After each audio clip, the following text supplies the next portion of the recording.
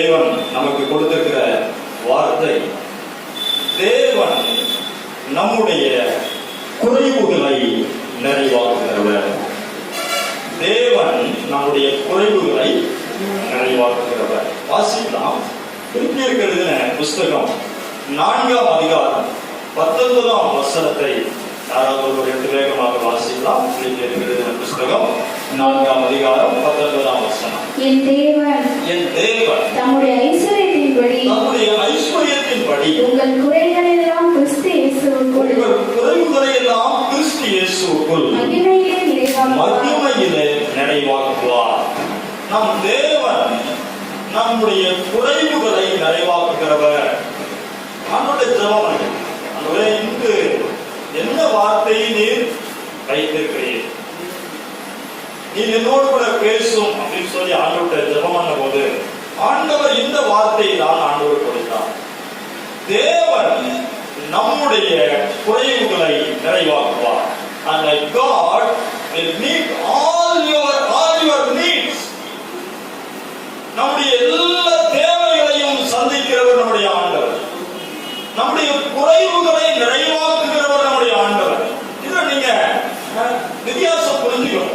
குறைவுகள் வேற, குறைகள் வேற. குறைவுகள் வேற, குறைகள் வேற. குறைவுகள் என்பது தேவைகளை குறிக்கிறது, நம்முடைய தேவைகள். குறைவுகள் என்பது நம்முடைய தேவைகள். இது பற்றாக்குறையா இருக்கு, இது பணம் தேவையா இருக்கிறது, உடல் பலவீனமா இருக்கிறது, சுகம் தேவையா இருக்கிறது, இது நம்முடைய தேவைகள். ஆனால் குறைகள், குறைகள் என்பது நாம் சரிபடுத்த வேண்டிய காரியங்கள். புரியுதா உங்களுக்கு? ஆகையினால ஆவியானவர் எனக்கு இந்த வசனத்தை கொடுத்து ஆண்டவர் சொன்ன காரியம், உங்களுடைய குறைவுகளை நிறைவாக்க வேண்டும் என்றால் உங்களுடைய குறைகளை நீங்கள் என்ன பண்ணுங்க, குறைகளை சரிபாருங்கள், குறைகளை சரியாக்குங்கள், குறைவுகளை நிறைவாக்கலாம்.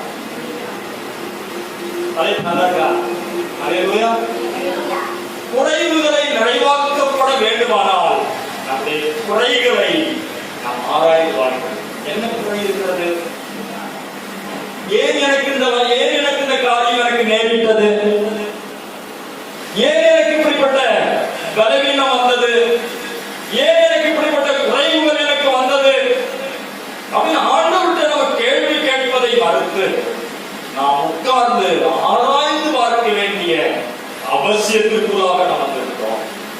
இந்த வேத வசனம் சொல்கிறது, என் தேவன் நம்முடைய ஐஸ்வர்யத்தின்படி உங்கள் குறைவையெல்லாம் கிறிஸ்து இயேசுவுக்குள் மகிமையிலே நிறைவாக்குவார். வாசிக்கலாம். உபாகமத்தின் புஸ்தகம் 28ஆம் அதிகாரம் 47ஆம் வசனத்தையும் 48ஆம் வசனத்தையும் வேகமாக நாம் வாசிக்கலாம். உபாகமத்தின் புஸ்தகம். சகலமும் பரிபூரணமாய் இருக்கையில் நீ மனமகிழ்ச்சியோடும் களிப்போடும் தேவனாகிய கர்த்தரை சேவியாமற் போனதின் நிமித்தம் சகலமும் குறைவுபட்டு பட்டினியோடும் தாகத்தோடும் நிர்வாணத்தோடும் கர்த்தருக்கு விரோதமாய் அனுப்பும் சத்துருக்களை சேவிப்பார். அவர்கள் உன்னை அழித்து தீர் மட்டும் இருப்பு நுகத்தடியை கழுத்தின் மேல் போடுவார்கள். இந்த வசனம் உங்களுக்கு படிக்கும் போது புரிஞ்சிருக்கும் நினைக்கிறேன். சகலமும் பரிபூர்ணமாயிருக்கையில், சகலமும் பரிபூர்ணமாயிருக்கையில் எதுவுமே குறைவே இல்லை. வீட்டுல எல்லாமே நமக்கு என்னென்ன தேவை என்று நினைக்கிறோமோ எல்லாமே இருக்கிறது. பணம் வேணுமா பணம் இருக்கு, கார் வேணுமா கார் இருக்கு, வீடு வேணுமா வீடு இருக்கு, சுகம் வேணுமா சுகம் இருக்கிறது, மனிதர்கள் வேண்டுமா மனிதர்கள் இருக்கிறாங்க, வேலை வேணுமா வேலை இருக்கிறது, படிப்பு இருக்கிறது, பதவி இருக்கிறது, கனம் இருக்கிறது, எல்லாமே இருக்கு. அப்படிதான் இந்த வசனம்.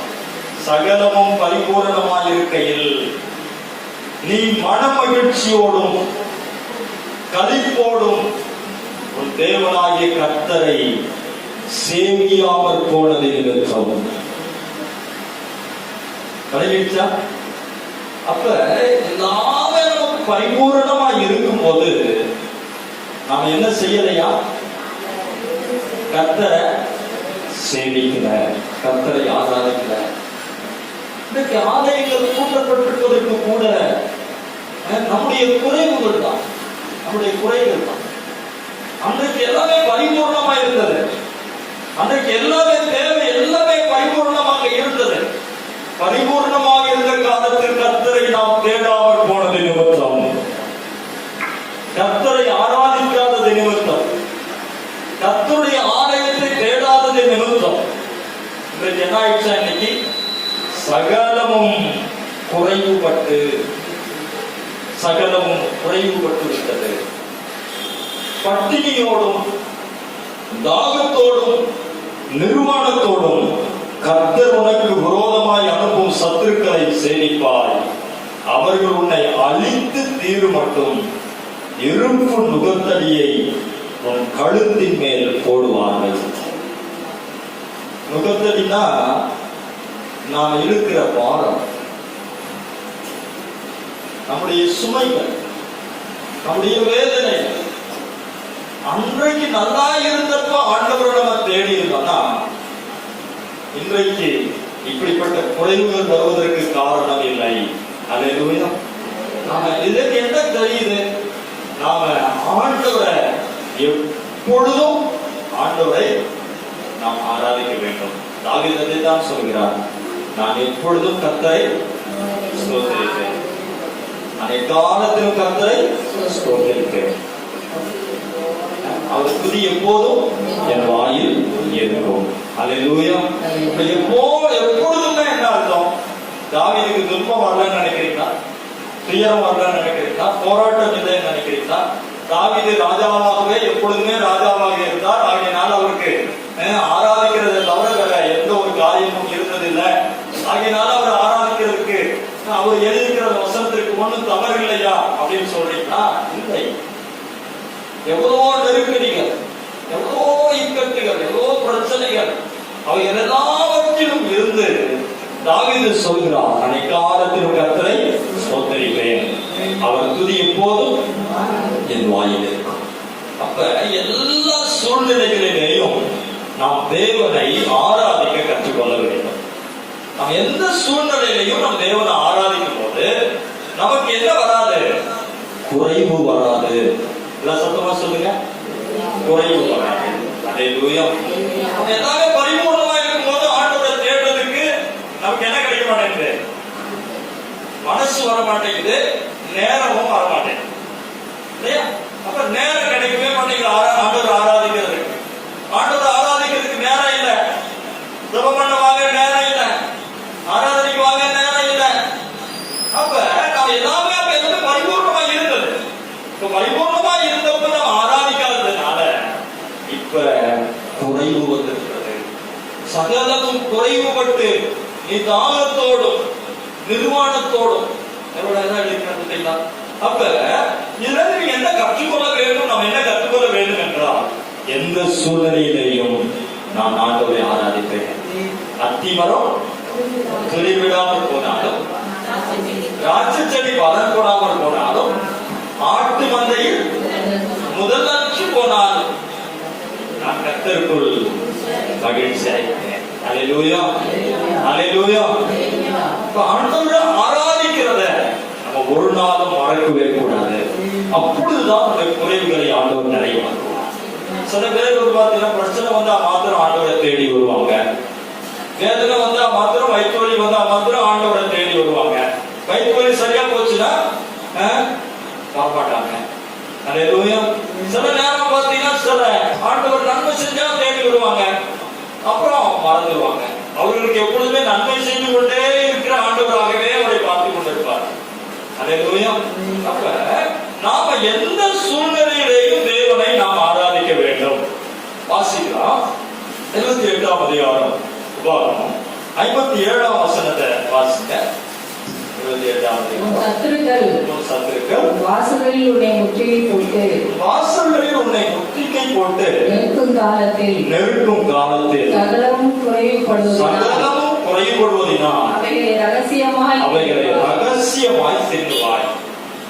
ஆண்டவர் எவ்வளவு எழுதியிருக்கார் பாருங்க. சத்துருக்கள் உன் வாசல்களில் உன்னை முற்றுகை போட்டு நெருக்குகிற காலத்தில், ஏனையா சத்துருக்கள் முற்றுகை போட்டாங்க? ஏன் சத்துருக்களை முறியடிக்கிறதுக்காக தான் ஆண்டவர் நம்மை தெரிந்து கொண்டார். ஆனா இங்க சத்துருக்கள் ஏன் வந்து முற்றுகை போட்டுக்கிறாங்க அப்படின்னா, அதே அதிகாரத்துல 15ஆம் வசனங்களை வாசிங்க. 15ஆம் வசனத்தை வாசிங்க. இன்று நான் உனக்கு விதிக்கிற தேவனாகிய கர்த்தருடைய எல்லா கற்பனைகளின்படியும் கட்டளைகளின்படியும் நடக்க கவனமாய் இருக்கிறதற்கு அவர் சத்தத்திற்கு செவி கொடாதே போவாயாகில். இப்பொழுது சொல்லப்படும் ஏன் சத்துருக்கள் வந்ததற்கு காரணம் என்ன? குறைவு வந்ததற்கு காரணம் என்ன? பலவீனம் வந்ததற்கு காரணம் என்ன? பிரச்சனைகள் வந்ததற்கு காரணம் என்ன? தேவனாகிய சத்தத்திற்கு செவி கொடாதே போனது நிமித்தம் சகலமும் குறைவுபட்டது. அல்லேலூயா. சில நேரத்தில் ஆண்டவர் எச்சரிப்பார், நீங்க தேவனுடைய பிள்ளைதான், ஆனாலும் தேவனுக்கு பிரியமில்லாத காரியங்களை செய்ய போகும்போது, தேவனுக்கு பிரியமில்லாத வழியில நடக்கும் போது ஆண்டவர் உங்களை எச்சரிப்பார். மகனே, நான் உனக்கு கட்டளைகளை எழுதி கொடுத்திருக்கிறேன், மறந்துடாத. அதன்படி நீ நடக்கணும். அதன்படி நீ நடந்தீங்கன்னா உனக்கு ஆசீர்வாதம். அதை விட்டு நீ விலகி போனீங்கன்னா இதை விட சாபமெல்லாம் இருக்குப்பா மகனே, நீ அதன்படி போயிடாதப்பா அப்படின்னு ஆண்டவர் சொல்லுவாரு. ஆனா அதை நம்ம காதுல என்ன பண்றதில்ல, வாங்கறதில்ல. அதுக்கு செவி கொடாதே போகும்போது நமக்கு சகலமும் குறைவுபடுகிறது. அல்லேலூயா. வாசிக்கலாம். உபாகமத்தின் புத்தகம் 30ஆம் அதிகாரம் 8ஆம் வசனத்தை வாசிக்கலாம். உபாகமம் 30ஆம் அதிகாரம். நீயோ மனம் திரும்பி கர்த்தரின் சத்தத்திற்கு செவி கொடுத்து நான் இன்று உனக்கு கற்பிக்கிற அவருடைய எல்லா கற்பனைகளின் படியும் செய்வாயாக. குறைவுகள் நிறைவாக்கப்பட வேண்டுமானால் என்ன செய்யணும்? வசனத்தை பாருங்க. என்ன பண்ணணுமா? சத்தமா சொல்லுங்க. மனம் திரும்பணும். நீயோ மனம் திரும்பி. அப்ப நம்ம மனம் திரும்பிதான் வந்தோம். மனம் திரும்பிதான் தேவனுடைய ஆலயத்திற்குள்ள நம்ம வந்தோம். மனசு மறுபடியும் எங்க போயிடுச்சு? மறுபடியும் உலகத்துக்கு போயிடுச்சு. அந்த உலகத்துக்கு போன அந்த சிந்தை, கவனம், ஆண்டவர் சொல்றாரு, நீயோ மனம் திரும்பி கர்த்தரின் சத்தத்திற்கு செவி கொடுத்து நான் இன்று உனக்கு கற்பிக்கிற அவருடைய எல்லா கற்பனைகளின்படியும் செய்வாயாக. அப்பொழுது உனக்கு நன்மை உண்டாகும்படி தேவனாகிய கர்த்தர் உன் கைகள் செய்யும் எல்லா வேலைகளிலும் கற்பத்தின் கனியிலும் மிருக ஜீவனின் பலனிலும் நிலத்தின் கனியிலும் உனக்கு பரிபூரணம் உண்டாக செய்வார். ஆண்டவர் குறைகளை நிறைவாக்குகிறாரா? எப்ப நிறைவாக்குகிறாரு? நம்ம மனம் திரும்பும் போது, நாம் தேவனுடைய வார்த்தைக்கு செவி கொடுக்கும் போது, கற்பனைகளையும் கட்டளைகளையும் கைக்கொள்ளும் போது, அப்ப ஆண்டவர் எவ்வளவு அழகாக தெளிவாக நமக்கு எழுதி வைத்திருக்கிறார். ஆண்டவருடைய கட்டளைகளை நாம் விலகி செல்லும் போது நமக்கு குறைவுகள் ஏற்படுகிறது. சத்துருக்கள் வந்து நம்ம என்ன பண்றாங்க? நெருக்குகிறார்கள். சத்துருக்கள் வந்து நம்முடைய வாசல்களை நெருக்கிறதுனால ரகசியமா சாப்பிட வேண்டியிருக்கு. சில நேரங்கள்ல கடன் வாங்கிட்டு கொடுக்க முடியாததுனால நம்ம எத்தனை நாட்கள் மறைந்து வாழ்ந்துக்கிறோம். அப்ப அது ஒரு குறைவு இல்லையா? குறைவுதானே. அப்ப ஆண்டவர் என்ன சொல்றாரு? நீயோ கடன் வாங்காது இருப்பான், மற்றவர்களுக்கு கடன் கொடுப்பான். ஆண்டவர் சொன்ன வசனம் அது நம்முடைய வாழ்க்கையில் அது நிறைவேறணும். அப்படின்னா நம்ம என்ன பண்ணணும்? தேவனுடைய வார்த்தைக்கு செவி கொடுக்க வேண்டும். நீயோ மனம் திரும்பி கர்த்தரின் சத்தத்திற்கு செவி கொடுத்து நான் இன்று உனக்கு கற்பிக்கிற அவருடைய எல்லா கற்பனைகளையும் படியும் செய்வாயாக. அப்பொழுது உனக்கு நன்மை உண்டாகும்படி தேவனாகிய கர்த்தர் உன் கைகள் செய்யும் எல்லா வேலைகளையும், இன்னைக்கு நம்ம கை செய்த எல்லா வேலையும் கர்த்தர் ஆசீர்வதிக்கும். சில காரியங்களை நம்ம குடும்பத்துல முயற்சி எடுப்போம், சில காரியங்களுக்காக சில பிரயாசங்களை நம்ம எடுப்போம். பார்த்தீங்கன்னா ஆரம்பம் நல்லா இருக்கும், முடிவு பார்த்தீங்கன்னா எப்படி இருக்கும், ரொம்ப துக்கம் அடைவது போல இருக்கும், ரொம்ப நஷ்டப்பட்டுருக்கும், ரொம்ப வேதனையா இருக்கு. யாராவது ஆரம்பிச்சோம் தெரியல, ஏன் இதை செஞ்சோம் தெரியலையே. அப்ப நம்ம கர்த்தரின் சத்தத்துக்கு நீங்க செவி கொடுக்கணும். எந்த ஒரு காரியத்தை நீங்க செய்யும் போதும், போன வாரமே நான் உங்களுக்கு சொன்னேன், எந்த ஒரு காரியத்தை நீங்க செய்ய துவங்கும் போதும் நீங்க ஜெபம் பண்ணிட்டு நீங்க செய்யுங்க. இல்லைன்னா உங்களுக்கு ஜெபம் பண்ணும் போது ஏதாவது ஒரு குழப்பமான சூழ்நிலைகள் இருக்கும் பட்சத்துல ஊழியரிடத்துல ஆலோசனை கேளுங்க. அவங்க ஜெபம் பண்ணிட்டு சொல்லுவாங்க.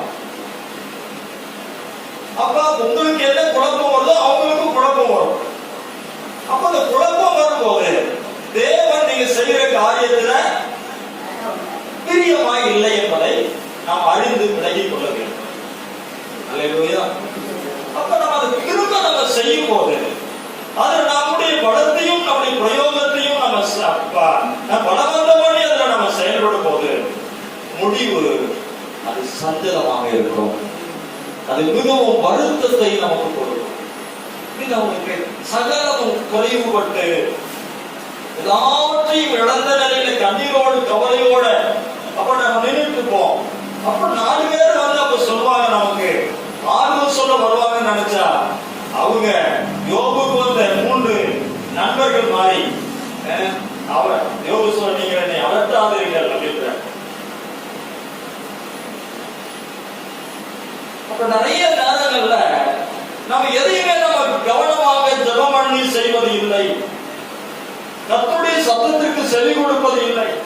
கர்த்தருடைய சத்தத்துக்கு நம்ம என்ன பண்ணணும், ரொம்ப கவனமா செவி கொடுக்கணும். ஆண்டவர் பேசுவார், நீங்க ஒருவேளை கேட்கலாம், சின்ன விஷயத்துக்கு கூட ஆண்டவர்கிட்ட கேட்டுதான் செய்யணுமா, கேட்டுதான் செய்யணும். சின்ன ஒரு விஷயத்தை கூட கேட்டுதான் செய்யணும். ஒரு சின்ன ஒரு பொருள் வாங்கினா கூட அதை நீங்க ஜெபம் பண்ணிட்டு தான் பயன்படுத்தணும். புரியுதா? சின்ன ஒரு பொருள் வாங்கினா கூட 10 ரூபாய்க்கு ஒரு பென்சில் வாங்கினீங்கன்னா கூட அந்த பென்சில் என்ன பண்ணீங்க, ஜெபம் பண்ணிட்டு தான் பயன்படுத்தணும். ஏனென்றால் யாரு கொடுத்தது? தேவன் கொடுத்தது. அல்லேலூயா. நீங்க அப்படி செஞ்சு பழகி பாருங்க, ஆண்டவர் நிறைய ஆசீர்வதிப்பார். ஒவ்வொரு காரியத்திலையும் நீங்க ஜெபம் பண்ணணும். எல்லாவற்றையும் அதான் அந்த வசனம் சொல்லுது, நீ சகலமும் பரிபூர்ணமா இருக்கும் போது தேவனாகிய கர்த்தரை ஸ்தோத்தரிக்க கடவாய். அப்படின்னா என்ன அர்த்தம்? தேவனுக்கு நன்றி செலுத்தணும். ரோட்ல நடந்து போகும்போது சில நேரங்களில் பல மைல்கள் நடந்து போயிருக்கு. நாங்க திருமணமான நாட்கள்ல ரொம்ப கஷ்டப்பட்ட நாட்கள் உண்டு. இப்ப பஸ்ஸுக்கு காசு இல்லாம நடந்து போயிருக்கேன்.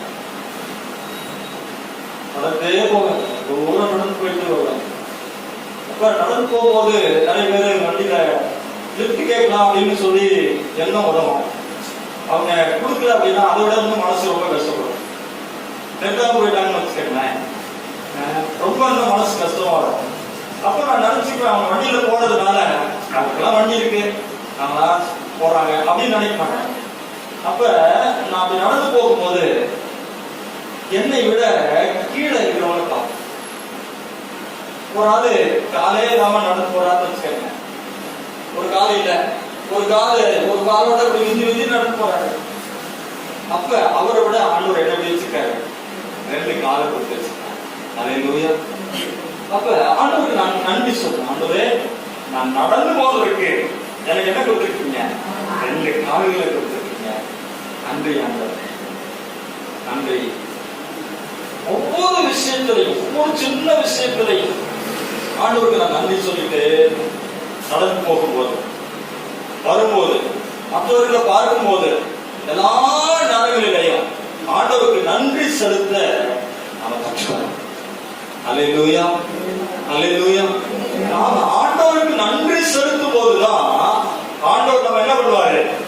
உயர்த்துவார். அல்லேலூயா, அல்லேலூயா.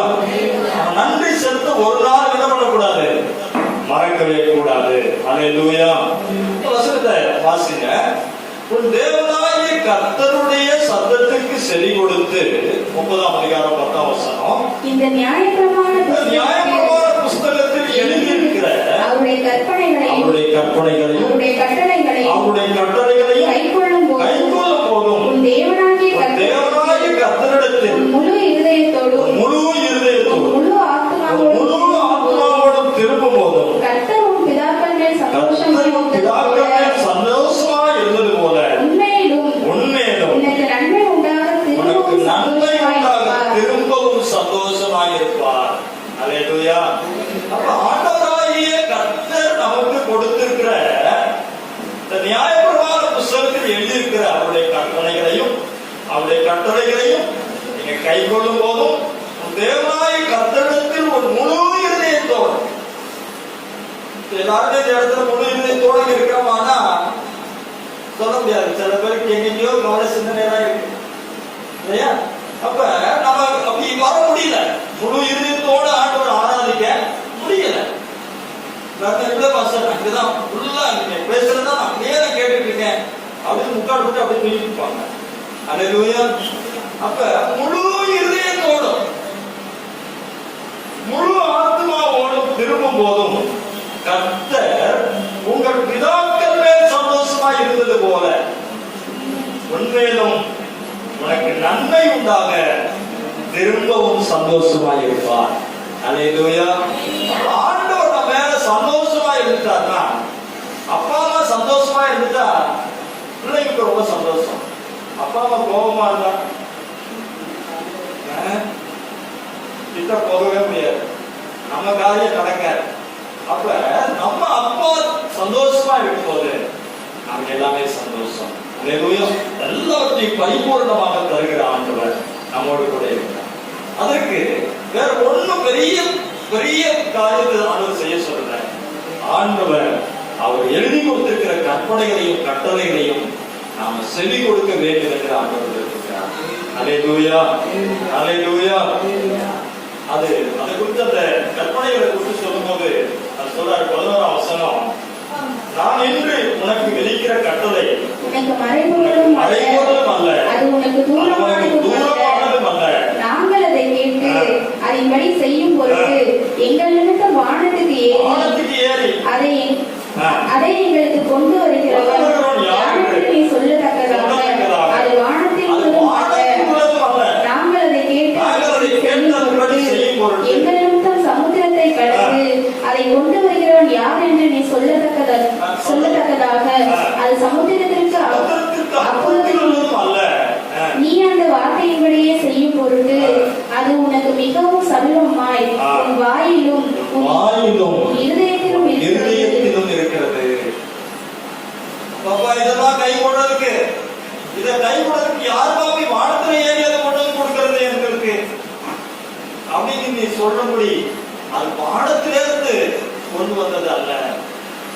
ஐயோ, சமுத்திரத்தை கடந்து யாருமா அந்த வார்த்தையில எங்களுக்கு கொண்டு வந்து கொடுக்கிறது அப்படின்னு நீ சொல்லினா அது சமுத்திரத்திலிருந்து கொண்டு வர்றது இல்லை, அது உனக்கு சமீபமாய் மிகவும் சமீபமாய் உன் வாயிலும் இருதயத்திலும் இருக்கிறது.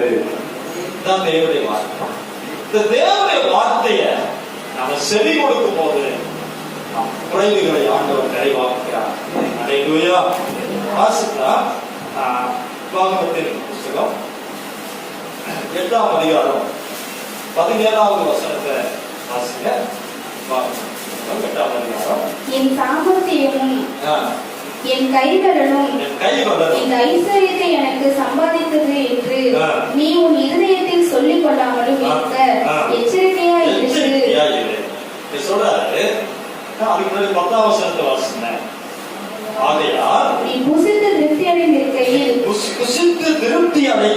உன் தேவனாகிய கர்த்தர் உனக்கு கொடுத்த அந்த நல்ல தேசத்துக்காக அவரை ஸ்தோத்தரிக்க கடவாய். நீ புசித்து அதை சொல்லுங்க, புசித்து திருப்தி அடைந்திருக்கையில். பாருங்க, உலகமே வந்து எதிர்க்கு கலக்கமா ஆனா ஆண்டவருடைய பிள்ளைங்க எப்படி இருக்கீங்க? சந்தோஷமா வச்சிருக்காரா ஆண்டவர் உங்களை? திருப்தியா வச்சிருக்காரா? குறைவில்லாம வச்சிருக்காரா? ஆம் சொல்றீங்களா? என்ன சொல்றீங்களா? ஆமென். அல்லேலூயா. நீ புசித்து திருப்தி அடைந்திருக்கையில் உன் தேவனாகிய கர்த்தர் உனக்கு கொடுத்த அந்த நல்ல தேசத்துக்காக அவரை ஸ்தோத்தரிக்க கடவுள். வேற நம்ம அமெரிக்காவில் பிறந்திருந்தோம்னு வச்சுக்கோங்க. அமெரிக்காவில் நம்ம பிறந்திருந்தா நம்ம லைஃப் அப்படின்னு ஒரு நாள் நினைச்சிருப்போம். இப்ப யாருக்காவது அமெரிக்காவுக்கு போக ஆசையா இருக்கா?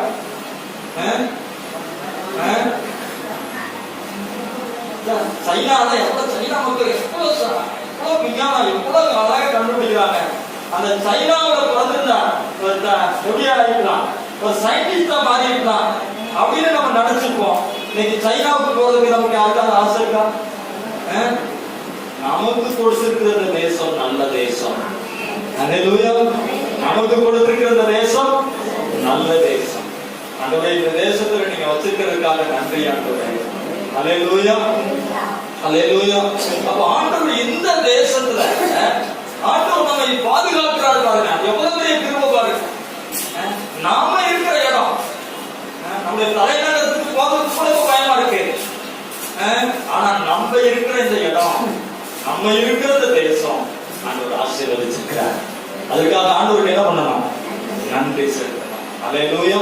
அப்ப நம்ம புசித்து திருப்தி அடைந்து இருக்கும் போது ஆண்டவர் என்ன பண்ணணும்? நன்றி சொல்ல கடமைப்படும். அல்லேலூயா. நம்ம நன்றி சொல்ல மறந்துட்டோம்னா நமக்கு குறைவு வரும். ஆண்டவருடைய குறைவுகளை நிறைவாக்குகிறவர். எப்ப நிறைவாக்குவாரு? ஆண்டவருடைய சத்தத்துக்கு செவி கொடுக்கும், மனம் திரும்பும் போது, ஆண்டவருடைய சத்தத்துக்கு முழு ஆத்மாவோடும் முழு பலத்தோடும் அவருடைய வார்த்தைகளுக்கு நாம் செவி கொடுக்கும் போது ஆண்டவருடைய குறைவுகளை அறிவாக்குகிறார். அல்லேலூயா. வாசிக்கலாம். லூக்கா எழுதின சுவிசேஷம் 15ஆம் அதிகாரம் 13ஆம் வசனமும் 14ஆம் வசனமும் வாசிங்க. சில நாளைக்கு பின்பு இளைய மகன் எல்லாவற்றையும் சேர்த்து கொண்டு தூர தேசத்துக்கு புறப்பட்டு போய் அங்கே துன்மார்க்கமாய் ஜீவனம் பண்ணி தன் ஆஸ்தியை அழித்து போட்டார். எல்லாவற்றையும்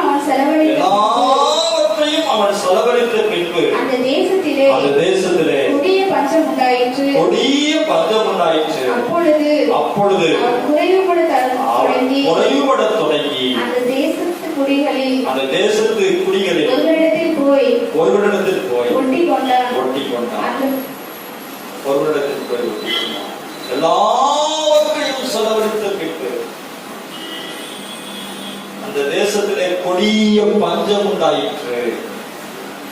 அவன் குறைவுபட தொடங்கினான். யாருக்கு சொல்லப்பட்டிருக்கு? இளைய மகன். ஒரு தகப்பனுக்கு 2 குமாரர் இருந்தாங்க. மூத்த குமாரன் அப்பா கூடவே இருக்கிறான். இந்த இளைய குமாரன் தனக்குள்ள எல்லா ஆசைகளையும் சேர்த்து கொண்டு தூர தேசத்துக்கு புறப்பட்டு போனான். நிறைய பணம் இருந்தது, கையில ஐஸ்வர்யம் இருந்தது, நிறைய நண்பர்கள் இருந்தார்கள். ஆட்டம் பாட்டம் கொண்டாட்டம், அப்புறம் திண்டாட்டம். அல்லேலூயா. எல்லாமே இருந்துச்சு. அவன் தூர தேசத்துக்கு அவன் போனான். தகப்பனை விட்டு அவன் பிரிந்து போனான்.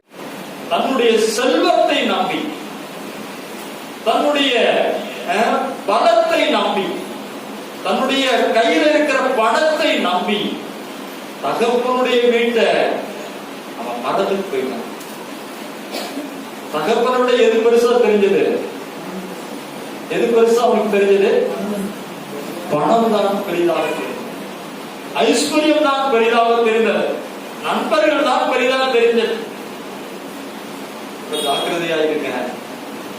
தகப்பன் வீட்டை விட்டு பிரிப்பதற்கு, தகப்பன் வீட்டை விட்டு பிரிந்து செல்வதற்கு சில வஞ்சகமான காரியங்களை விசுவாசானவன் ஏற்படுத்துவான். அவன் தூர தேசத்துக்கு அவன் போனான். அவன் கவலை பணம் வேணும். நம்மளை பாதுகாக்கிறதுக்கு யார் வேணும்? நண்பர்கள் வேணும். இது ரெண்டுமே இருக்கு. போனா தூர தேசத்துக்கு போயிட்டான். தூர தேசத்துக்கு போனான். தகப்பனுடைய வீட்டை விட்டு அவன் பிரிந்து விட்டான். தகப்பனை மறந்து விட்டான். தகப்பன் செய்த நன்மைகளை மறந்து விட்டான். நல்லா நினைச்சு பாருங்க. அப்பா அம்மா கூட இருக்கும்போது நம்ம கையில பணம் இல்லைன்னா கூட பரவாயில்ல, யார் பார்த்துக்குவாங்க? அப்பா பார்த்துக்குவாங்க. நம்மகிட்ட காசு வாங்கிட்டு தான் அப்பா சாப்பாடு கொடுப்பாங்களா? அம்மா சாப்பாடு கொடுப்பாங்களா? கொடுத்தா வாங்கிக்குவாங்க. நீ கொடுத்தாதான் உனக்கு சாப்பாடு என்னைக்காவது சொல்லிருக்காங்களா? அதாங்க தகப்பன் வீடு. அதாங்க தகப்பன் வீட்டை மனதுக்கு தன்னுடைய செல்வத்தையும் தன்னுடைய பணத்தையும் நம்பி போனா பணம் இருக்கிற வரைக்கும் தான் நமக்கு பலம் இருக்கும். பணம் இருக்கிற வரைக்கும் தான் நமக்கு மரியாதை இருக்கும். பணம் நம்மை விட்டு போன பிறகு எல்லா மரியாதையும் போகும். இப்படித்தான் எல்லாவற்றையும் அவன் இழந்தான். தகப்பன் வீட்டை விட்டு அவன் தூரமா போனான். பணத்தையும் மற்றவர்களையும் நம்பி போன அந்த இளைய மகன் அவன் சொல்றான், நான் எல்லாவற்றையும் செலவழித்த பின்பு அந்த தேசத்திலையும் பஞ்சம் வந்து விட்டது. அவன் எல்லாவற்றையும் செலவழித்த பின்பு அவன் குறைவுபடவில்லை. சரி, பரவாயில்ல, குறைவு வந்துருச்சு, என்ன பண்றது? சொல்றான் 17ஆம் வசனம் வாசிங்க. அவனுக்கு புத்தி தெளிந்த போது அவன் என் தகப்பனுடைய கூலிக்காரர் எத்தனையோ பேருக்கு பூர்த்தியான சாப்பாடு இருக்கிறது, நானோ பசியினால் சாகிறேனே. பாத்தீங்களா? அப்ப தகப்பனுடைய வீட்டுல என்ன இருக்கு? பூர்த்தியான சாப்பாடு இருக்கு. அங்க பரிபூரணம் இருக்கிறது. அங்க நிறைவு இருக்கிறது. தகப்பனுடைய வீட்டை விட்டு போனப்ப நல்லா இருந்துச்சு. போன பிறகு எல்லாம் செலவழிந்த பின்பு இப்ப இவனுக்கு என்ன வந்திருக்கு? புத்தி தெளிந்த போது. புத்தி தெளிந்த போது புத்தி தெளிந்த போது. புத்தி மாறிடுச்சுன்னா என்ன வந்துடும்? குறைவு. புத்தியில எப்படி இருக்கணும்? ரொம்ப தெளிவா இருக்கணும். நானே உன் புத்தி, வல்லமை என்னுடையது அப்படின்னு சொல்றாரு ஆண்டவர். நானே உன் புத்தி. யோபு சொல்றாரு, பொல்லாப்பை விட்டு விலகுவதே புத்தி. அப்ப இந்த இளைய மகனுக்கு என்ன போயிடுச்சு? புத்தி போயிடுச்சு. புத்தி போனதுனால குறைவு வந்துச்சு. நிறைய பேருக்கு புத்தி வந்து என்ன ஆயிடுது? சில நேரத்துல புத்தியில பேதலிச்சிடுறாங்க. ஆகையினால அவங்க இஷ்டம் போல செஞ்சிடறாங்க. ஏன்னா அவங்க தன்னுடைய பணத்தையும் தன்னுடைய பணத்தையும் தன்னுடைய ஐஸ்வர்யத்தையும் நம்பி தாங்க செய்யறதெல்லாம் சரி அப்படின்னு சொல்லி போயிடுறாங்க. இந்த இளைய மகனுக்கு அப்பா புத்தி சொல்லிப்பாரா இல்லையா? சொல்லிப்பாரா இல்லையா? போகக்கூடாதுப்பா, நீயே வாலிப பிள்ளையா இருக்க, 4 பேரோட சேர்ந்தா கெட்டு போயிடுப்பா, நீ அப்பா கூட இருப்பா, அப்பா கூட இரு, உன்னை நான் கைவிட மாட்டேன்டா, உனக்கு நான் எல்லாமே நான் செய்யறேன்டா, ஏன்டா அப்படி பண்ற? அப்பா சொல்லிப்பாரா இல்லையா? சொல்லிப்பாரா இல்லையா? அதெல்லாம் நீங்க செய்வீங்க அதெல்லாம் நீங்க செய்வீங்க. இப்ப எனக்கு செய்யுங்க. செய்வீங்களா? அப்பா கேட்டுப்பாரு, உனக்கு அப்பா வேணுமாடா, ஐஸ்வர்யம் வேணுமாடா அப்படின்னு கேட்டுப்பாரு. அவன் என்ன சொல்லிப்பான்னு நினைக்கிறீங்க? எனக்கு அப்பாவும் வேணாம், அப்பாவும் வேணாம், எனக்கு என்னதான் வேணும்? ஐஸ்வர்யம் தான் வேணும் சொல்லிப்பானா இல்லையா? அந்த நேரத்துல தெரியல, நம்முடைய புத்தி என்ன பண்ணிட்டா பிசாசு சில நேரத்துல மயக்கிட்டான். அல்லேலூயா. அதற்குதான் சத்தியத்தை அறிவிக்கிற சத்தியங்களை நீங்க சத்தியத்துல தெளிவுள்ளவர்களா இருக்கணும். அப்ப இந்த சத்திய வசனம் தான் நாம் எடுக்கிற முடிவு நல்லதா கெட்டதா என்கிறத நமக்கு புரிய வைக்கும். சத்திய வசனத்துல தேடினவர்களாயிருக்கணும். நம்முடைய அறிவு ஒரு நாள் நமக்கு பயன்படாது, எப்பயோ நமக்கு பலன் கொடுக்கும், எப்பொழுதுமே அது நமக்கு உதவியா இருக்காது. அல்லேலூயா. இன்னும் புத்தி பேதலிச்சுட்டான். அப்பா எவ்வளவோ அட்வைஸ் பண்ணிருப்பாரு, அவன் எப்ப பார்த்தாலும் அட்வைஸ் அட்வைஸ் அட்வைஸ் சொல்லிருப்பானா இல்லையா? நம்ம பிள்ளைங்க சொல்றாங்களா இல்லையா? அம்மா ஆரம்பிச்சிட்டீங்களா சொல்றாங்களா இல்லையா? அப்ப சில நேரங்கள்ல நம்ம அழுது சொல்றது அவங்களுக்கு பிள்ளைங்களுக்கு எப்படி இருக்கு? ரொம்ப கசப்பா இருக்கும். பரவாயில்ல, சொல்லிட்டே இருக்கு. அப்பதான் நம்ம பிள்ளைங்க நல்ல பிள்ளைகளா மாறுவாங்க. அல்லேலூயா. அப்பதான் நம்ம பிள்ளைங்க நல்ல பிள்ளைகளா வருவாங்க. இந்த தகப்பன் எவ்வளவு சொல்லியிருப்பான், நீ எப்படியோ போ, உன்னை தண்ணி தெளிச்சு விட்டுட்டேன் அப்படின்னு சொல்லியிருந்தா அந்த இளைய மகன் வர வரைக்கும் அவன் வாசலை பார்த்துக்கிட்டே இருந்துட்டு இருப்பான. ஐயோ என் மகனை காணோம், அவன் செத்து போயிட்டான், அவன் எங்க போனான்னு தெரியல. எவ்வளவு ஏக்கம் அப்படின்னா பிள்ளைகளை பெற்றாருக்கு எப்படி இருக்கேன், கர்த்தருக்குள் கீழ்ப்படியுங்கள், இது நியாயம் அப்படின்னு சொல்றாங்க. அல்லேலூயா. நாம நல்ல பரிபூர்ணமா இருக்கணும்னா, நாம ஆசீர்வாதமா இருக்கணும்னா, நாம அப்பாவோட கூட இருக்கணும். ஆவிக்குரிய வாழ்க்கையில நம்ம அப்பாவோட கூட இருக்கணும். அல்லேலூயா. குடும்பத்துல உலக வாழ்க்கையில நம்ம அப்பா அம்மா கூட தான் இருக்கணும், அப்பா அம்மா கூட தான் இருக்கணும். ஆவிக்குரிய வாழ்க்கையில நம்ம அப்பாவாகிய தேவனோட கூட தான் இருக்கணும். நீங்க தேவனை விட்டு விலகி போனீங்கன்னா போகும்போது எல்லாமே நிறைவா இருக்கும், ஒரு நாள் குறைப்படும். பிச்சைக்காரன் கூட நம்மளை திரும்பி பார்க்க மாட்டான்,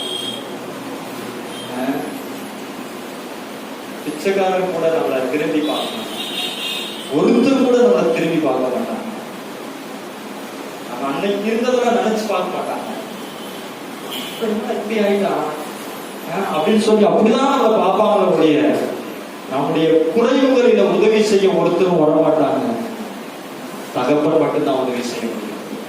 அங்கிருந்து புத்தி தெரிஞ்சு எழுந்துச்சு வரான், அங்கிருந்து அவன் எழுந்துச்சு வாயில கூட சொல்லல, அவன் சொல்றான், நான் எழுந்து என் தகப்பனுக்கு போவேன், போயிட்டு தகப்பனே வரத்துக்கு விரோதமாகும் நான் பாவம் செய்தேன், இனிமேல் உம்முடைய குமாரன் என்று சொல்லப்படுவதற்கு பாத்திரன் அல்ல, கூலிக்காரரில் ஒருவனாக வைத்துக் கொள்ளும் என்று சொல்லுவேன் என்று தன் மனதில சொல்லுவேன். அல்லேலூயா. பாத்தீங்களா? இப்ப அவங்களுக்கு என்ன வந்துருச்சு? இப்ப புத்தி வந்துருச்சு. நம்ம யாருமே பாவம் செய்யாதவர்கள் இல்ல, தவறு செய்யாதவர்கள் இல்ல, ஆனா புத்தி தெரியும், மனம் திரும்பும். அல்லேலூயா. அப்படியே புத்தி அப்படியே மந்திரி சுட்ட மாதிரி போயிடக்கூடாது. அல்லேலூயா. மனம் திரும்பி என்ன பண்ணணும்? ஆண்டவர்கிட்ட திரும்பணும். தவறு செய்யாதவர்கள் இல்ல, ஆனா எப்பொழுதுமே தவறு செய்ய வேண்டும் என்பது தேவனுடைய திட்டம் இல்லை.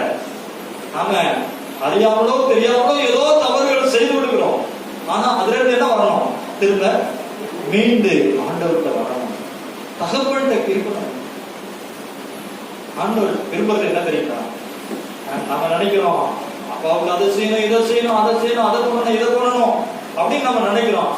அப்பா என்ன நினைக்கிறாருன்னா, அதெல்லாம் ஒன்றும் பண்ண வேண்டாம்ப்பா, என் பக்கத்திலே இரு, என் பக்கத்திலே இரு, என் கூடவே இரு, அதுதான் நான் விரும்புறேன். என் கூடவே நீ இருக்கணும், நீ என் கூட இருக்கிறது 1000 பேருக்கு சமானம். என் கூட இரு, என்னை விட்டு விலகி போகாத, என்னை விட்டு விலகாத, கால் வலதுபுறம் இடதுபுறம் சாயாது இருக்க கூடாது, என் கூடவே இரு அப்படின்னு சொல்ற. அப்ப இந்த இளைய மகன் வரான், அவனுக்கு ட்ரெஸ் நல்ல ட்ரெஸ் போட்டு வந்திருப்பான்னு நினைக்கிறீங்களா?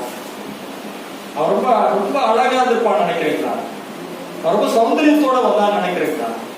இல்ல, பன்றி சாப்பிடுற அந்த தவிட சாப்பிடுறதுக்கு ஆசையா இருந்தான், அது கூட கிடைக்கல, அது கூட கிடைக்கல. நிறைய பேர் சாப்பிட்டான்னு சொல்லுவாங்க, கிடைக்கல. அதை சாப்பிட மனதா இருந்தான், அது அவனுக்கு கொடுக்கவில்லை. அப்படின்னா அவன் எவ்வளவு பசியில இருந்திருப்பான் நினைச்சுப்பாரு. பன்றி சாப்பிடுற தவிட கூட தவிட சாப்பிடுறதுக்கு ஆசையா இருந்திருக்கிறான். அவனுடைய நிலைமையை நீங்க நினைச்சு பாருங்க. இது செஞ்சது யாரு நினைச்சு பாருங்க. ஒரு ஐஸ்வர்யவானாக இருந்த ஒரு தகப்பனுடைய ஒரு மகன் எவ்வளவு ஒரு ஐஸ்வர்யமா இருந்திருக்கான். அந்த ஐஸ்வர்யமாக இருந்த அந்த அவனை கொண்டு போய் சாக்கடையில தள்ளிவிட்டு அவனுக்கு பன்றி சாப்பிடுகிற தவிட கூட கிடைக்க வைக்காம அவனை புத்திய மயக்க வச்சது பிசாசுடைய சத்தம்.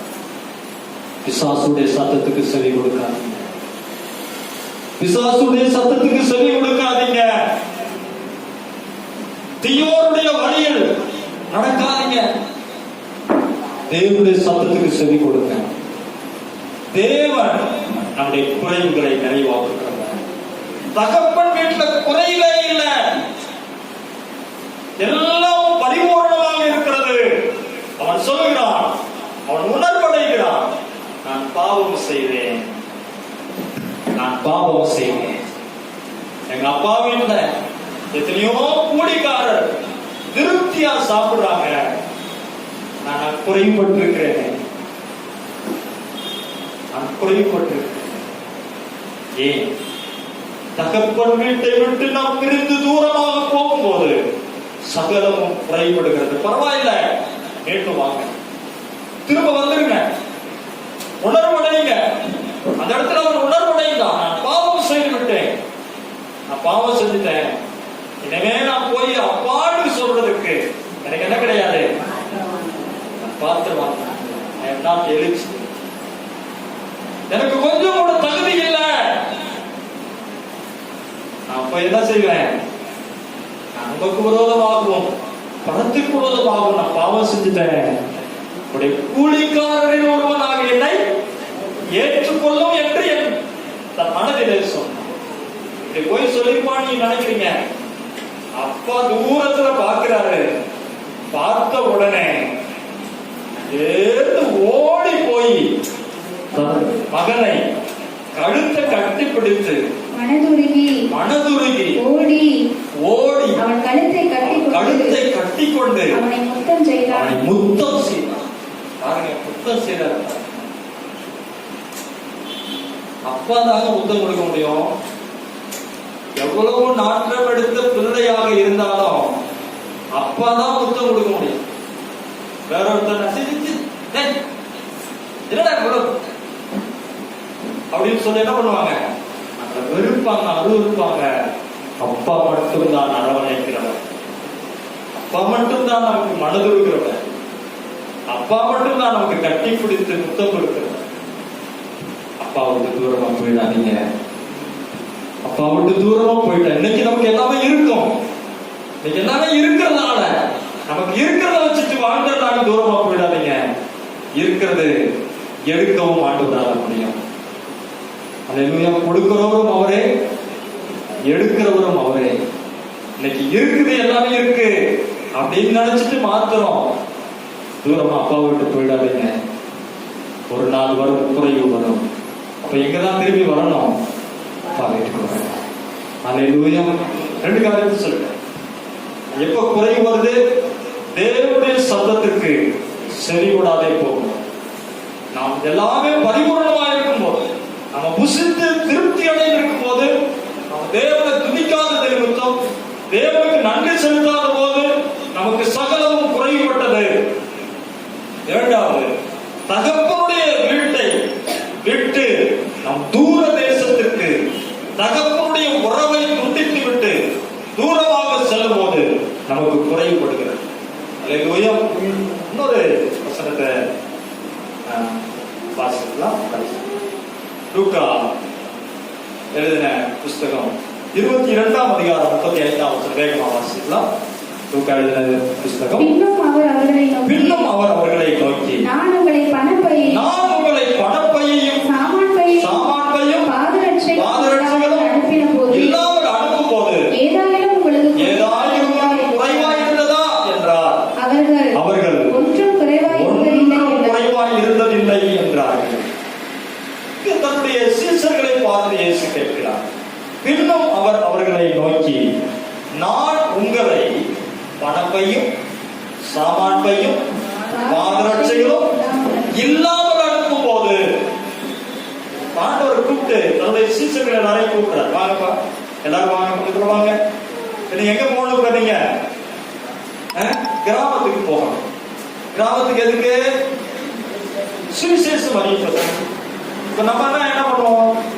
ஒரு 2 நாள் தங்கணும், 3 நாள் தங்கணும்னா என்ன பண்ணுவோம்?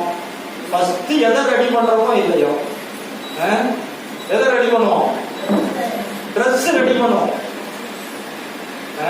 ஒரு பேக், நல்ல ஒரு பேக், நல்ல ஒரு ட்ரெஸ், 2 ட்ரெஸ், மாற்று வஸ்திரம், அடுத்தது தேவையான நமக்கு தேவையான காரியங்கள். அங்க போய் எங்க சாப்பிடுறது? அங்க போனா எங்க சாப்பிடுறது? இதெல்லாம் ஆயத்தம் பண்ணிட்டு தான் ஊழியத்துக்கு ஃபர்ஸ்ட் கிளம்புவோம். ஃபர்ஸ்ட் பாஸ் சொல்றாங்கன்னு வச்சுக்கோங்க, மாதிரி நம்ம 2 நாள் ஊழியத்துக்கு போகணும், எல்லாருமே ரெடியா வந்துருங்க அப்படின்னு சொல்லி சொன்னாங்க. அப்படின்னா பாஸ்டர் அங்க போய் எங்க தங்குறது பாஸ்டர்? எத்தனை நாளைக்கு பாஸ்டர் ட்ரெஸ் எடுத்துக்கணும்? சாப்பாடு கேட்போமா இல்லையா? ஆனா இங்க ஆண்டவர் சொல்றாரு, நீங்க ஆண்டவர் அவர்களை அனுப்பும் போது ஏதாயிலும் உங்களுக்கு பணப்பையும், நல்ல கவனிங்க, பணப்பையும், சாமான் பையும், பாதரட்சைகளும் இல்லாமல் அனுப்பும் போது, நல்ல கவனிங்க, இல்லாமல் அனுப்பும் போது, இந்த இளைய மகன் எப்படி போனான்? எல்லாவற்றோடும் போனான். தகப்பனுடைய தகப்பன் மாத்திரம் தான் இல்லை, ஆனால் எல்லாமே இருந்தது. அவங்க எல்லாமே இருந்தது. ஆனா இப்ப சீசர்களை அனுப்பும் போது ஆண்டவர் எப்படி அனுப்புறாரு? ஒன்றுமே இல்லாம அனுப்புறாரு. எம்டி பாக்கெட், எம்டி பர்ஸ்ல ஒண்ணுமே இல்ல. கால்ல என்ன கிடையாது, செருப்பு இல்ல, ஒன்றுமே இல்ல. நீங்க போங்க, நீங்க போங்க. போயிட்டு ஏதாவது திரும்பி வர, திரும்பி வந்து ரிப்போர்ட் சொல்லணும். ஆண்டவர்கிட்ட சொல்றாங்க. ஆண்டவர் கேட்கிறார், ஏதாவது உங்களுக்கு குறைவா இருந்துச்சா? எதையாவது குறைவுபட்டீங்களா? பசியா இருந்தீங்களா? தங்க இடம் இல்லாம தெருவில் படுத்திருந்தீங்களா? அப்படின்னு ஆண்டவர் திரும்ப அவங்க பார்த்து கேட்கிறார். அவர் சொல்றாங்க, எங்களுக்கு ஒன்றும் குறைவாக இருக்குது. அல்லேலூயா. ஒன்றும் குறைவாக இருந்தது. அல்லேலூயா. குறைவுகளை நிறைவாக்குகிறவர் நம்ம ஆண்டவர். எப்ப குறைவை நிறைவாக்குவாரு? அவர் கொண்டு போங்கன்னு சொன்னா கொண்டு போகணும், அவர் கொண்டு போகாதீங்கன்னு சொன்னா கொண்டு போக கூடாது. அதுல என்ன தெரியுது? அவர் என்ன சொல்றாரோ அதை அப்படியே செய்யும். இந்த இடத்துக்கு போங்க அப்படின்னா போகணும், இந்த இடத்துக்கு போக கூடாது அப்படின்னா போகக்கூடாது. அது எப்படி தெரிஞ்சுக்கிறது பாஸ்டர்? எப்படி தெரிஞ்சுக்கிறது அப்படின்னா, அதை நம்முடைய மனக்கண்களினால, மனதினால நம்ம தெரிந்து கொள்ள முடியாது. நம்ம ஆண்டவரை கேட்கணும். ஒரு குடும்பத்துல ஒரு மகனுக்கோ ஒரு மகளுக்கோ வரன் பார்க்குறீங்க. நீங்க பார்க்கும் போது ஆண்டவர்கிட்ட கேட்கணும். நீங்க அதுக்கு முன்னாடி நீங்க ஜெபம் பண்ணணும். ஆண்டவரே, எங்க குடும்பத்தில் வருகிற மருமகளோ அல்லது எங்க குடும்பத்துக்கு வருகிற ஒரு மருமகனோ, ஆண்டவரே உமக்கு பிரியமான உம்முடைய தயவுள்ள சித்தத்துக்கு கீழ்ப்படியும், தேவனுக்கு பயப்படுகிற மனுஷனா இருக்கணும், பாவம் செய்யாதவர்களா இருக்கணும், மற்றவர்களுக்கு சாட்சியா இருக்கணும், தேவனுடைய நாமத்தை மகிமைப்படுத்தணும். அப்படி நீங்க ஜெபம் பண்ணி கேட்கணும். அப்படி நீங்க கேட்கும் போது ஆண்டவர் நிச்சயமா தருவார். நீங்க வேற எதையாவது பார்த்து நீங்க போனீங்க அப்படின்னா அதையும் தருவார். ஆனா அதுல நிறைய குழப்பங்கள் வரும். நீங்க போய் தேடும் போது, நீங்க பார்க்கும் போது பல தடைகள் வரும், பல குழப்பங்கள் வரும்.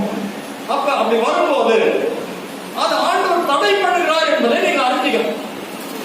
அதுல குழப்பமா இருக்கும். போன காரியம் பூரா வெளியிடாது. அடுத்து உங்க பிள்ளைகளை நல்ல ஒரு கல்லூரியிலேயோ அல்லது நல்ல ஒரு வேலையிலேயோ சேர்ப்பதற்காக முயற்சி எடுக்கிறீர்கள்.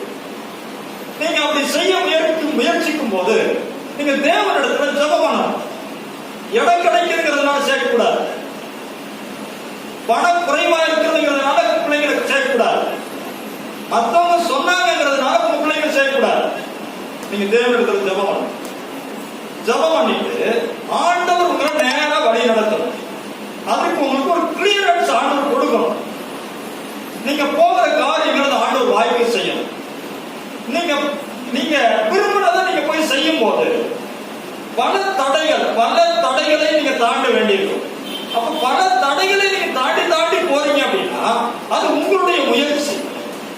அது தேவன் உங்களை அனுமதிக்கல. தேவன் அனுமதிக்காம உங்களுடைய முயற்சியினால, உங்களுடைய பலத்தினால, உங்களுடைய பணத்தினால நீங்க ஏற்பாடு செய்கிறீர்கள். அது தேவனுக்கு சித்தமில்லை என்பதை நீங்கள் அறிந்து கொள்ளணும். அது இப்படிதான் முடிவு தெரியாது, பின்னாடிதான் தெரியும். அப்ப பின்னாடி தெரியும் போது அது மிகப்பெரிய ஒரு விளைவை நீங்கள் சந்திக்கிறீர்கள். அப்பொழுது நீங்கள் மிகவும் துக்கப்படுவீர்கள், சகலமும் குறைவுபடும். ஆண்டவருடைய வார்த்தைக்கு நீங்க என்ன பண்ணணும்? சின்ன காரியமானாலும் பெரிய காரியமானாலும் ஜெபம் பண்ணணும். நீங்க உதாரணம் சொன்ன டைமுக்காக நாங்க நல்ல ஒரு இங்கிலீஷ் பெரிய ஸ்கூல்ல சேர்க்கணும் சொல்லி ஜெபம் பண்ணணும். ஏற்கனவே ஒரு ஸ்கூல்ல தான் படிச்சுட்டு இருந்தாங்க. அப்ப அதற்காக ஜெபம் பண்ணோம். ஆனா எங்கிட்ட கொஞ்சம் கூட அந்த ஸ்கூல் வாசல்ல போய் நிக்கிற வைக்கிறதுக்கு கூட எனக்கு தகுதி கிடையாது. அவ்வளவு பணம் கட்டணும் ஸ்கூல்ல. ஆனா நானும் சகோதரிகள் ஜெபம் பண்ணேன், ஸ்கூல்ல படிக்க வைக்கணும். அந்த ஸ்கூல்ல நாங்க போய் பார்க்கும்போதுதான் பார்த்து ஜெபம் பண்ணுவோம். ஸ்கூல்ல படிக்க வைக்கிறதுக்கு உதவி செய்யணும். நீங்க வாய்க்க பண்ணுங்க. எங்களுடைய முயற்சியால ஒண்ணும் பண்ண முடியாது. பணம் இல்லை. கடன் வாங்கி நாங்க என்ன பண்ண மாட்டோம்? ஒரு நாள் படிக்க வைக்கலாம். கடன் வாங்க மாட்டோம். கடன் வாங்கினா அது உண்மை வந்து நம்பலன்னு அர்த்தம். கடன் வாங்க மாட்டோம். நீங்க தான் உதவி செய்யணும். அப்படி உதவி செஞ்சீங்கன்னா படிக்க வைக்கிறோம். இல்லைன்னா நாங்க நீங்க எங்க படிக்க வைக்கிறீங்களோ அங்கேயே படிக்கலாம். அங்கேயும் நல்லா தான் படிக்கலாம். பார்த்தீங்கன்னா ஃபர்ஸ்ட் போய் எல்கேஜில போட்டோம்.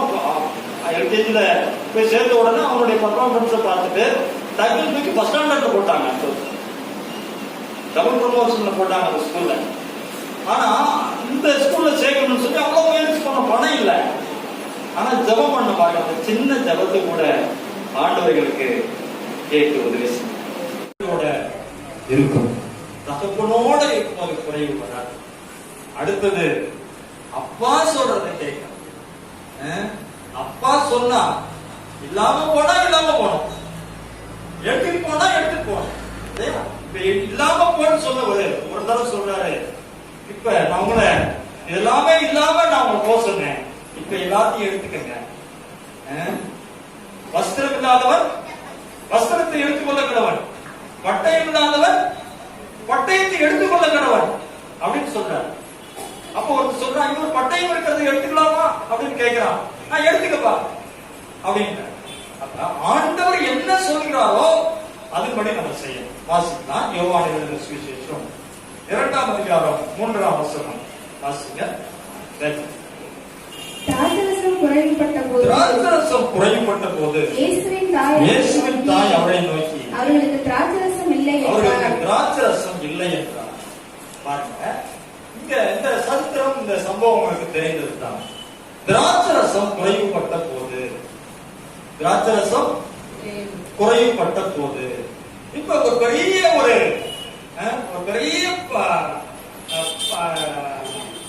கல்யாணம் வந்து ஏற்பாடு பண்ணிருக்காங்க. மேரேஜ் நடந்துட்டு இருக்கு. அங்க வந்து பாத்தீங்கன்னா ரொம்ப முக்கியமானது என்னது? திராட்சரசம். எல்லாருக்கும் திராட்சரசம் கொடுக்கணும். அதுதான் அந்த பந்தியில ரொம்ப கனமான ஒரு காரியம். இப்ப இந்த திராட்சரசம் குறைபட்டுச்சு. குறைபட்ட போது இயேசுவின் தாய் அவரை நோக்கி அவர்களுக்கு திராட்சரசம் இல்லை என்றார். அல்லேலூயா.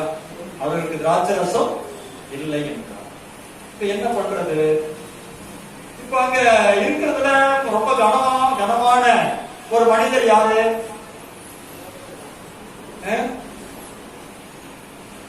யாருங்க? யாரு சொல்லுங்க? யாரு? அந்த கல்யாணம் நடத்துறவன். இப்ப அவனுக்கு ரொம்ப கனவீனம்.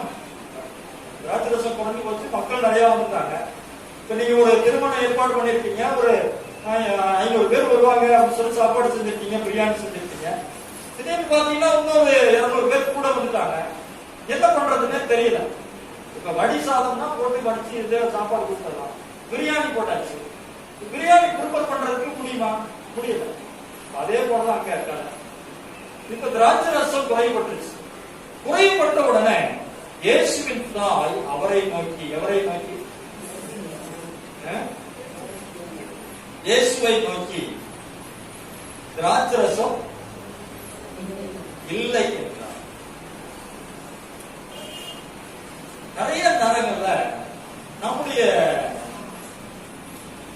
நம்பிக்கை, நம்முடைய கவனம், நாம யார் பேர்ல நம்பிக்கை வச்சிருப்போம் அப்படின்னா, அம்மா இருக்காங்க, அப்பா இருக்காங்க. நான் ஊழியத்துக்கு வரும்போது கூட அநேக நேரங்கள்ல அப்பா இருந்த போது நான் சிந்தித்தது உண்டு. ஆண்டவர் ஊழியத்துக்கு அழைச்சிட்டு இருக்கிறாரு. அப்ப அந்த ப்ராசஸ் நடந்துட்டு இருக்கு. ஊழியத்துக்கு ஆண்டவர் அழைச்சிட்டு இருக்காரு. அப்ப நான் காரணம் சொல்லிட்டு இருக்கிறேன். அப்ப காரணம் சொல்லும் போது என் மனசுல ஒரு சிந்தை தோன்றுது. அப்பாவும் அம்மாவும் எத்தனையோ ஊழியர்களை உருவாக்கி இருக்காங்க. எத்தனையோ ஊழியர்கள் வந்து நம்ம வீட்டுல புசிக்கிறாங்க. எத்தனையோ ஊழியர்களுக்கு உதவி செய்யறாங்க. அவங்க பிள்ளை ஊழியத்துக்கு வந்துட்டு விட்டுருவாங்களா? விட்டுடுவாங்களா? இது என் மனசுல தோன்றது. ஆண்டவர் கொடுத்தாருன்னு நானே நினைக்கிறேன் மனசுல. ஊழியத்துக்கு வந்துட்டா அப்பா அம்மா நம்மளை கை விட்டுருவாங்களா அப்படின்னு நினைச்சிட்டு அப்படியே ஆண்டோட ஜெபம் பண்ணிட்டு இருக்கேன். அப்ப ஊழியத்துக்குன்னு ஒரு நேரம் ஊழியத்துக்கு வர்றதுக்கு எல்லாமே தயார் ஆயிடுச்சு. ஆனா வேலை செஞ்சுட்டு இருக்கேன். ஆனா ஆண்டோட ஒப்படைச்சிட்டேன், ஊழியத்துக்கு வரான்னு. ஆனா என்னுடைய சிந்தனையில அப்படிதான் சொல்லிட்டு இருக்கேன். ஊழியத்துக்கு ஒப்பு கொடுத்துட்டேன். ஒப்பு கொடுத்துட்டு வேலையெல்லாம் விட்டுட்டு யாருக்குமே தெரியாது, வீட்டுல எல்லாம் தெரியாது, நாங்க வேலைக்கு போகல அப்படின்னு தெரியாது. அப்ப நானும் மனைவியும் சில மாதங்களாக ஜெபம் பண்ணிட்டே இருக்கிறோம். ஊழியத்துக்காக கொடுத்தோம், நீங்க தான் ஊழியத்தை நடத்தணும் அப்படின்னு சொல்லி ஜெபம் பண்ணிட்டு இருக்கும் போது நான் எந்த அப்பாவை நம்பினோ திடீரென்று எனக்கு ஒரு செய்தி வருது, அப்பா இறந்துட்டாங்க அப்படின்னு. அன்றைக்கு என்னுடைய உள்ளமே அப்படியே அவ்வளோ கலங்கி நான் அழுதேன். ரொம்ப அழுதுட்டேன். ஏன்னா அன்னைக்கு அன்னையுடைய நிலைமை அவ்வளவு மோசமான ஒரு நிலைமை. குடும்பத்துல வீட்டு வாடகை கொடுக்கல, கையில சுத்தமா காசு இல்லை, என்ன செய்யறதுன்னு ஒரு பக்கம். அப்பதான் ஆண்டவர் உணர்த்தினார், நான் மட்டும்தான் உனக்கு நகர்ந்தான், என்னை நம்பி நீ வருவாயானால் உன்னை நான் குறைவில்லாமல் முடிவு பரியந்தம் நானே உன்னோடு இருந்து உன்னை நடத்துவேன், நீ வருவாயா? அங்கிருந்து வரும்போது கடன் வாங்கிட்டு தான் அங்கிருந்து அப்பாவுடைய அடக்கத்திற்கு அங்கிருந்து வந்தோம். நானும் அழுதுட்டே வரேன், அழுதுட்டே வராங்க, எல்லாரும் என்ன பார்த்துட்டே இருக்காங்க, அழுதுட்டே இருக்காங்க. என்னால அழுகையை கண்ட்ரோல் பண்ணவே முடியல. ஒரு பக்கம் அப்பா இறந்துட்டாங்க அப்படிங்கிற ஒரு பயங்கரமான ஒரு இழப்பு, இன்னொரு பக்கம் ஊழியத்துக்கு வந்துட்டு ஆண்டவரே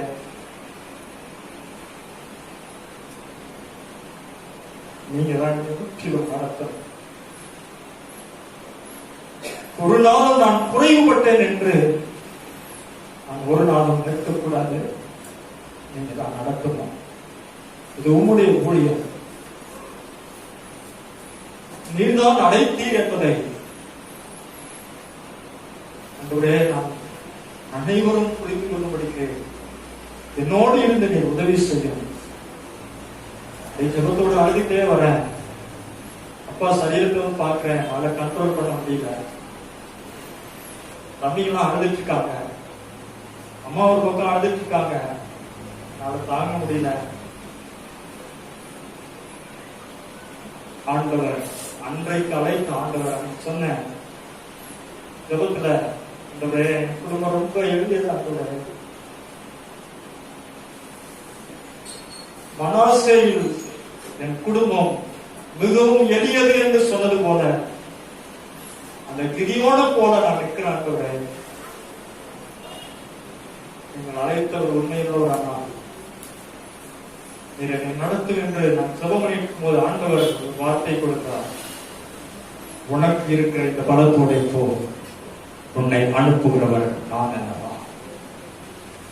இன்னைக்கும் எனக்கு ஒரு நாளைக்கு 3 தடவையாவது அந்த வார்த்தை எனக்கு ஆண்டவர் பேசிட்டே இருப்பார். அப்பா கிட்ட விட்டு போயிடக்கூடாது.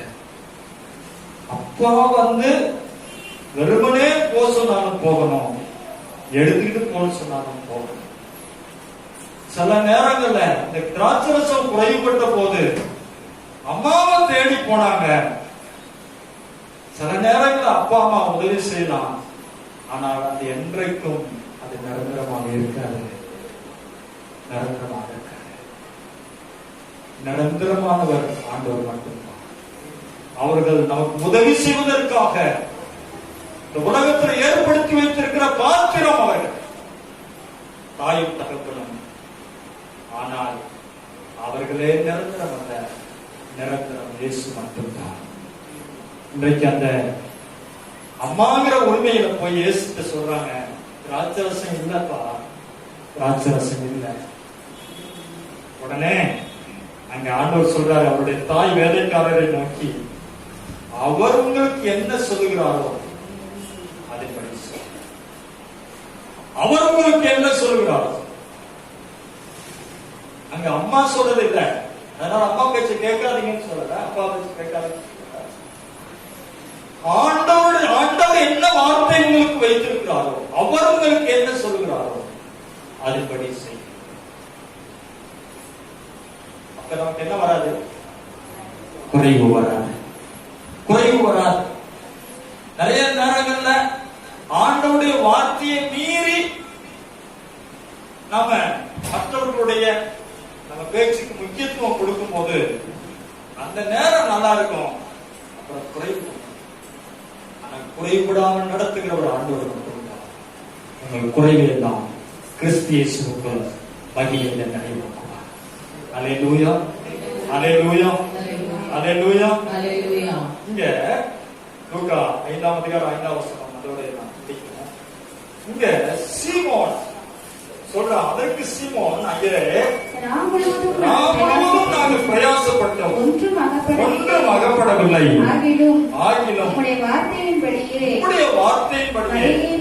மலையை போடுகிறேன் என்றார். பேதுருக்கு மீன் பிடிக்க சொல்லித்தாருனா, பேதுருக்கு எங்க போனா மீன் கிடைக்கும் அப்படிங்கிறது தெரியாம இருந்திருக்கும் நினைக்கிறீங்களா? பேதுருக்கு மீன் பிடித்ததுல தேறினவன், மீன் பிடிக்கிற அந்த மீனவ குடும்பத்தில் பிறந்தவன் தான் பேதுரு. இங்க பேதுரு சொல்றான், நாம் முழுவதும் நாங்கள் பிரயாசப்பட்டும் ஒன்றும் அகப்படவில்லை ஐயா, ஒன்றும் அகப்படவில்லை. நிறைய நேரங்கள்ல நம்முடைய அனுபவங்கள், நிறைய நேரங்களுடைய பிரயாசங்கள் நமக்கு கை கொடுக்காது. நம்ம கை கொடுக்காது. எப்படி சொல்றேன்னு கேட்டீங்கன்னா, சிம்சோன் அவன் சொல்றான், நான் எப்பொழுதும் போல நான் அவர்களை நான் மேற்கொள்வேன். பெலிஸ்தியர்களை நான் எப்பொழுதும் போல நான் மேற்கொள்வேன் அப்படின்னு எழுதியிருக்கிறான். எக்ஸ்பீரியன்ஸ், நம்முடைய அனுபவம். ஏனென்றால் பெலிஸ்தியர்களை அவன் முறியடிக்கிறான். நல்ல இறுக்கமான கயிறு போட்டு கட்டுறாங்க, கயிறை குடிச்சிருக்கிறான். எதுலையும் பழக்கப்படாத புது கயிறால என்னை கட்டுங்க, அப்பொழுதே நானே என்னுடைய பலம் குறுகி போகும், அப்பொழுது பெலிஸ்தியரை மேற்கொள்ளலாம் என்று சொல்கிறார். புது கயிறை போட்டு கட்டுறாங்க. கட்டும் போது அந்த கயிறையும் அறுத்தெறிந்து விடுகிறான். அந்த அனுபவத்தை வைத்தவன் சொல்லுகிறான், எப்பொழுதும் போல நான் அந்த பெலிஸ்தியர்களை மேற்கொள்வேன் என்று சொல்லி அந்த தெலீலாவுடைய மடியில போய் படுத்து சொல்றான், கொடுக்கப்படாத இந்த முடியை சிரைத்து விட்டால் என்னுடைய பலம் போயிடும். உடனே அவனை நல்லா தூங்க வச்சு முடிய பட்டாடிச்சுட்டா, தூங்கிட்டான். தூங்கின உடனே திடீர் என்று தெரியலால் சொல்கிறார், இதோ பெலிஸ்தியர்கள் மீது வந்து விட்டார். அவன் சொல்றான், எப்பொழுதும் நான் எழுந்து பெலிஸ்தியரை நான் முறியடிப்பேன் அப்படின்னு சொல்றான். எழுந்திருக்க முடியல. ஏன் எழுந்திருக்க முடியல? பலம் போயிடுச்சு. கயிற கட்டப்ப பலம் இருந்துச்சு, புது கயிறால கட்டப்ப பலம் இருந்தது. முடிய செலுத்தொன்ன போயிடுச்சு பலம். ஏன்? ஆண்டவர் என்ன சொல்லியிருந்தாரு? மரணமடை மட்டும் உன் முடியல, உன் தலையில சவரகன் கத்தி படலாகாது. இதான் அபிஷேகம். இதான் அவனுக்கு கொடுக்கப்பட்ட டெடிகேஷன். இதான் அர்ப்பணிப்பு. இந்த அர்ப்பணிப்பை இழந்துட்டான்.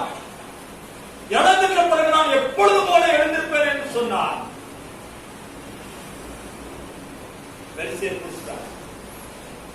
அனுபவம் எப்பொழுதும் கை கொடுக்காது. அனுபவம் எப்பொழுதும் நமக்கு கை கொடுக்காது. மற்றவர்கள் எப்பொழுதும் நமக்கு கை கொடுக்க மாட்டார்கள். எப்பொழுதும் நம்மை விட்டு விலகாதவர் ஆண்டவர் ஒருவர் மட்டும்தான். அவர் மட்டுமே நம்முடைய குறைவுகளை நிறைவாக்குகிறவர். அவர் மட்டுமே நம்முடைய குறைவுகளை நிறைவு செய்கிறவர் தேவன் ஒருவரே. அல்லேலூயா. இன்னைக்கு அப்பதான் நான் நம்பி வந்திருக்கேனா? நான் ஊழியத்தை விட்டுட்டு அன்னைக்கு ஓடி இருக்கணும். அப்பா இல்லைனாலும் அப்பா நடத்திட்டு இருக்கேன். அல்லேலூயா, அல்லேலூயா, அல்லேலூயா. விசுவாசிக்கிறீங்களா? அல்லேலூயா. அவர் உங்களுக்கு என்ன சொல்லுகிறார்?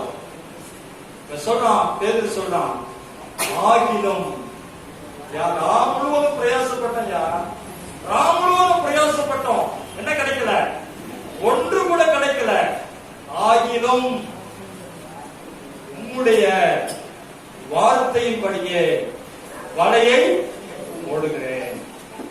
ஆண்டுடைய வார்த்தையின்படி நீங்க செஞ்சீங்கன்னா உங்களுடைய குறைவுகளை நிறைவாக்குகிற கர்த்தர் உங்களோடு கூட இருக்கிறார். உங்களுடைய எக்ஸ்பீரியன்ஸ் இல்ல, உங்களுடைய பெற்றோர்கள் இல்ல, நீங்க நம்பி வந்தவர்கள் இல்ல, இவர்கள் எல்லாம் நமக்கு தேவைதான். ஆனால் இவர்களே நிரந்தரமானவர்கள் அல்ல. நமக்கு நிரந்தரமாக நம்மை விட்டு நீங்காதவர் நம்முடைய தேவன். அல்லேலூயா, அல்லேலூயா, அல்லேலூயா. அதனால மனிதர்களே வேணாம், பெற்றோரே வேணாம், சகோதரர்களே அப்படி சொல்லல. நானே இவர்கள் நமக்கு உதவி செய்வதற்காக, நம்மை தாங்குவதற்காக ஏற்படுத்தப்பட்டவர்கள். ஆனா யாரை நோக்கி பார்க்கணும்? ஆண்டவரை நான் நோக்கி பார்க்கணும். அல்லேலூயா.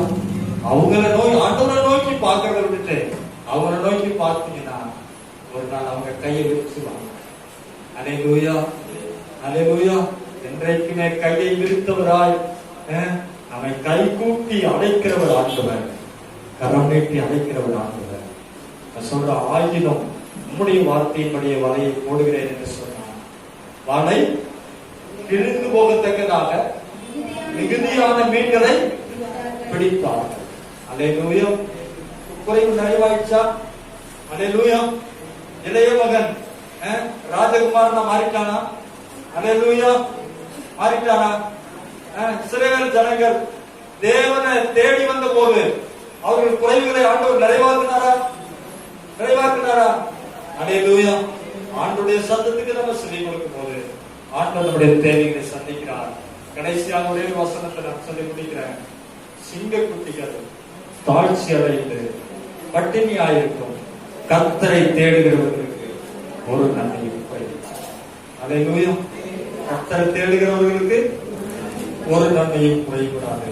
கர்த்தருடைய பரிசுத்தவான்களே, அவருக்கு பயந்திருக்க, அவருக்கு பயந்தவர்களுக்கு குறைவு இல்லை. அல்லேலூயா. ஆண்டவருக்கு நம்ம பயந்து நடக்கும் போது ஒரு குறைவும் இல்லை. என் தேவன் தம்முடைய ஐஸ்வர்யத்தின்படி குறைவையெல்லாம் கிறிஸ்து இயேசுவுக்குள் மகிமையிலே நிறைவாக்குவார். And my God will meet all your needs according to His glorious righteous in Christ Jesus. Hallelujah. கிறிஸ்து இயேசுவுக்குள் மகிமையிலே நிறைவாக்குகிற கர்த்தர் நம்மோடு கூட இருக்கிறார். கவலைப்படாதீங்க. ஹல்லேலூயா. அந்த குறைவை பார்த்து, அந்த குறைவுகளை பார்த்து சோர்ந்து போகாதீங்க. நம்மிடத்துல என்ன குறை இருக்கிறது என்பதை பாருங்க. இந்த குறைவு வர்றதுக்கு என்னிடத்துல என்ன குறை இருக்கு, இந்த குறையை சரிபடுத்திட்டீங்கன்னா குறைவை நிறைவாக்குவார். எல்லாரும் எடுத்துக்கலாம்.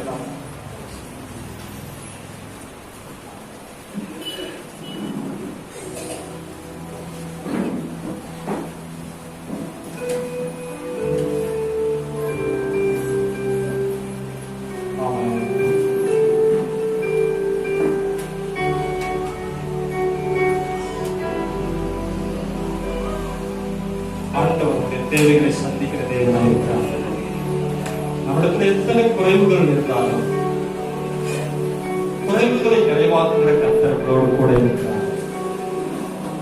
அந்த குறைவை நிறைவாக்குறதற்கு என்னிடத்துல என்ன குறை இருக்காங்களே ஆண்டவருடைய கேள்வி, என்னிடத்துல என்ன பார்க்க, நான் ஏதாவது தவறு இருந்தேனா, நான் ஏதாவது பாவம் செஞ்சிருந்தேனா, என்னுடைய குறையை மன்னிக்க தேடாமல் போயிருந்தேன், என்னை மன்னித்திருக்க மாட்டேன்.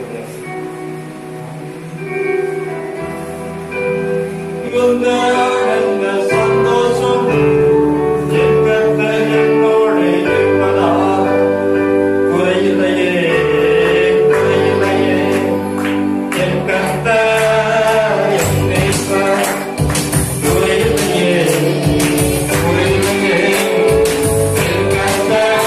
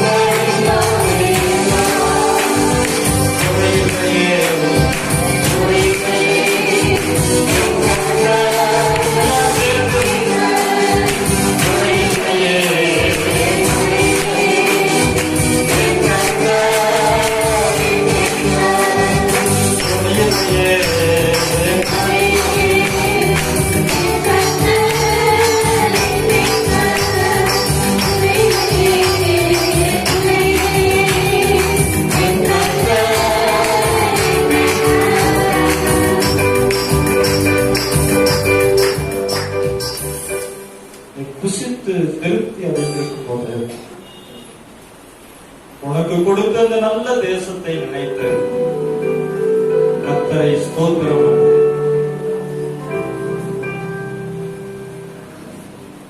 என்னுடைய வார்த்தைகளுக்கு செவி கொடு. என்னுடைய கட்டளைகளையும் என்னுடைய நியாயப்பிரமாணங்களையும் கைக்கொள்ள மறவாதே.